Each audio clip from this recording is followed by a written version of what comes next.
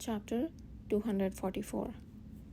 In the end, Melbourne bowed deeply, laying flat on the floor. It's not hard to speak.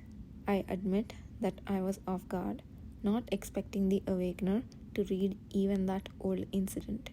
But at the same time, I also had a feeling that this day would come. Before revealing the truth, he hesitated, then managed to voice a single thought. However, I am concerned that due to today's events, the prince will face difficulties. Only that weighs heavily on me. His words caused Prince Ajane, who seemed about to respond, to close his mouth helplessly. Ajane must have sensed it. Out of all the attendants, Melbourne was the only one who genuinely cared about him, not for himself. That's not for you to worry about. Stop making excuses and just speak. Yes, of course. Melbourne, still bowing deeply, let out a long sigh, then hesitantly continued. In truth, I was a person who entered the palace with the purpose of observing and reporting on the prince's surroundings from the beginning. His confession was shocking from the start. But as I served the prince, I increasingly wanted to devote my loyalty as a real attendant, and eventually the thought of fulfilling my original purpose in entering the palace disappeared. Hence, from the moment 4 years ago when the prince established a merit at the national border and returned to the palace, I completely severed my ties with them. If they had the power to plant someone in the palace, wouldn't they let you go easily? I was prepared to deal with that when I made my decision, and in fact, there have been no issues so far. Evidently, Melbourne was not as unprepared as he seemed. After all, despite the danger of revealing another traitor among the retinues, he took the initiative to provoke the atmosphere. Who then had planted Melbourne in the palace, and why had they decided to keep an eye on Ajane from his youth, long before he showed his prominence? So, who exactly were those people who sent you? Ajane looked at Melbourne's face and slowly muttered names he speculated. You said it wasn't the other princess, and those who would have been interested in me since my insignificant childhood. The third queen, or Lady Marenta, Count Blobs, General Kemmel, former head counter Philemont.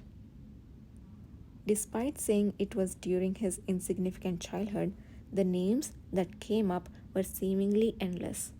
Ajane, who kept repeating unfamiliar names regardless of the changing expressions of everyone around him, sighed heavily and paused for a moment when no answer came.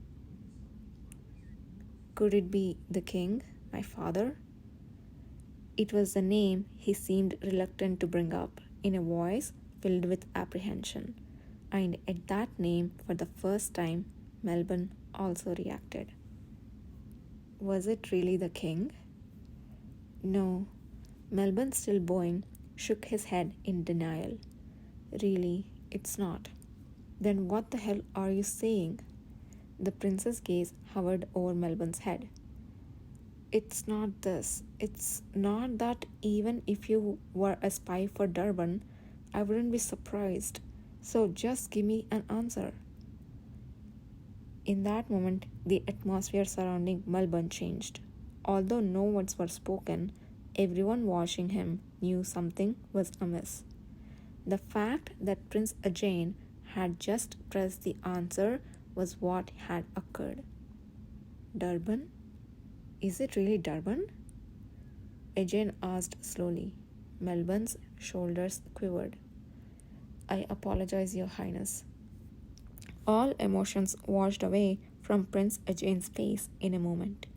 He stayed silent for a long time, with his kneeling servant before him, and at that moment Yidhir remembered a piece of brief information from his previous life that he had forgotten. Rumor has it that the King Ajane of Nelan's biological mother was executed for colluding with Durban. It was information he had read before meeting the young new king of Nelan as Udrian Ale, the second commander of the cavalry and the ambassador representing the Aur Empire.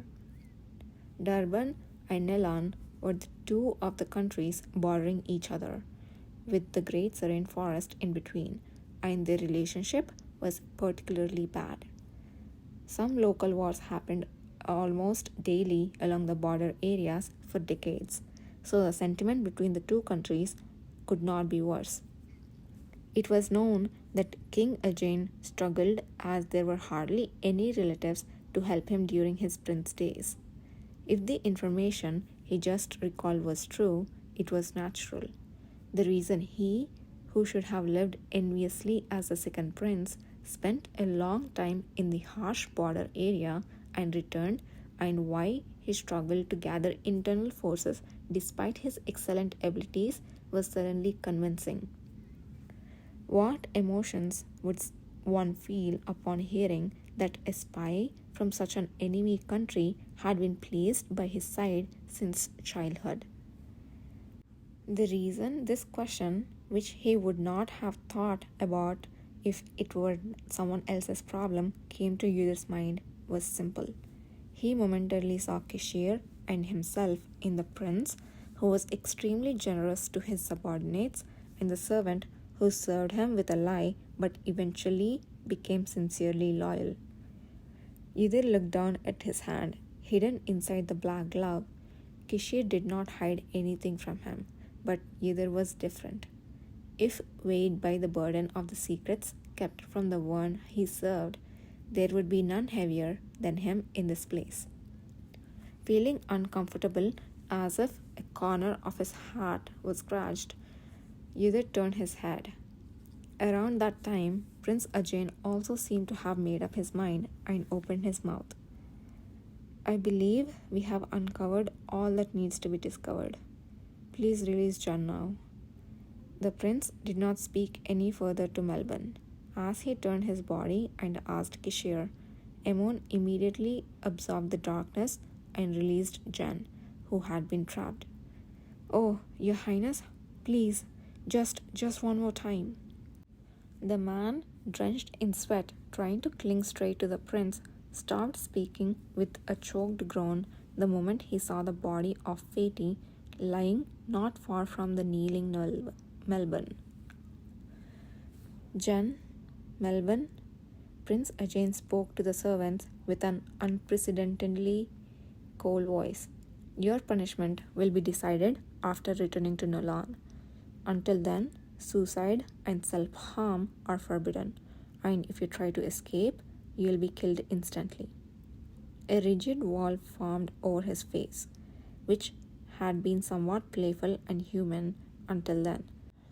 Surprisingly, that face was more similar to the face of King Ajane that Udir knew in his previous life. Jen, seemingly deeming it difficult to change his lord's mind no matter what he said, slumped into the spot and hung his head in despair. I do not wish to see your faces any longer. Leave.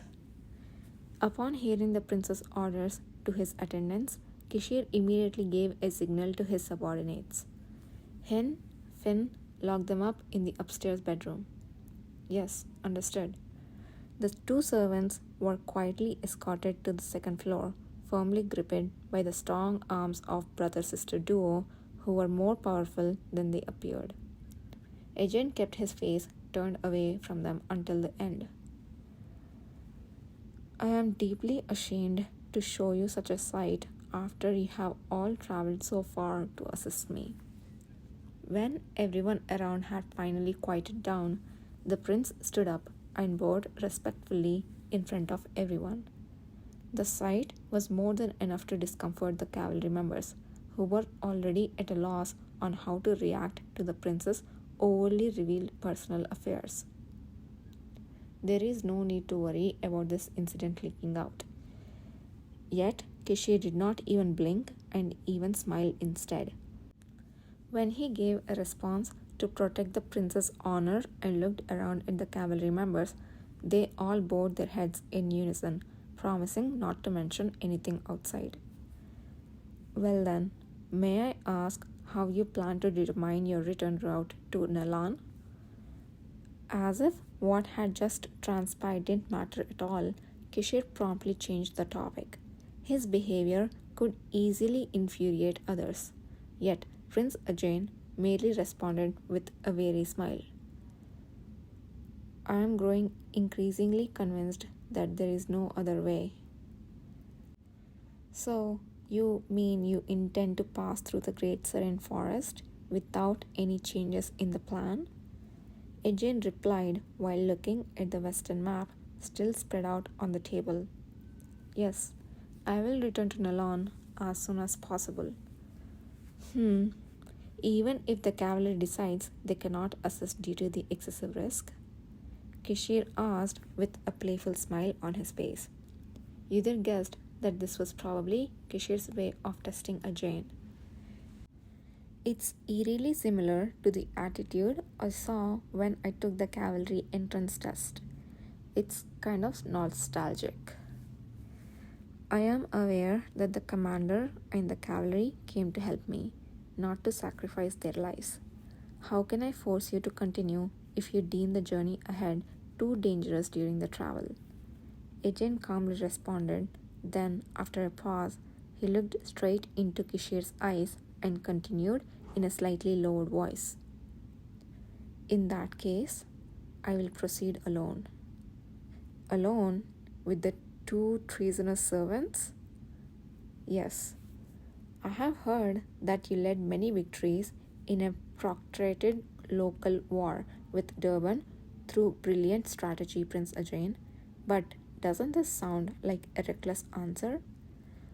I might not know what the world thinks of me, but I am not someone with extraordinary abilities. I have simply never given up in front of an enemy. I have simply never given up in front of an enemy. At that potent statement, everyone's attention was instantly drawn to him. Ajay just stood confidently under that gaze. The prince, who was neither an exceptional swordsman nor a mage, and not even an awakener yet, showed no signs of intimidation, even in a situation without his loyal servants by his side.